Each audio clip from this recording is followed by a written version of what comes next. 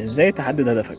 جامعة هارفارد عملت الموضوع ده واجرت ابحاث ودراسات كتيرة جدا، بس انا بالنسبة لي رقم واحد وقبل اي حاجة استعين بربنا. رقم اتنين، هارفارد قالت لك ايه؟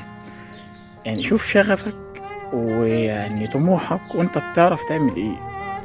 يعني شوف انت رايح لفين، طريقك هو ايه. وليكن مثلا انت في ثانوية عامة فعايز تخش طب، وبالتالي هدفك انت تخش طب، فده رقم واحد. انت مثلا خلصت جامعة وخلصت كل حاجة فعايز تتوظف في وظيفة معينة، ايه متطلبات الوظيفة دي؟ ايه المهارات المكتسبة للوظيفة دي؟ وده رقم اتنين. رقم تلاتة، اكتب الاهداف دي، واكتب حاجات كده ستيبس صغيرة تحققها. وليكن عايز تتعلم لغة مثلا، وبالتالي ايه اللي انت مطالب بيه كل يوم تعمله؟ تحفظ كلمات جمل عشان تقدر ان انت تحافظ على اللغة دي او تحفظها.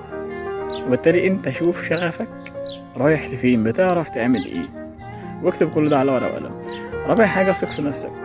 خامس حاجة، اعرف انك كده هتقع.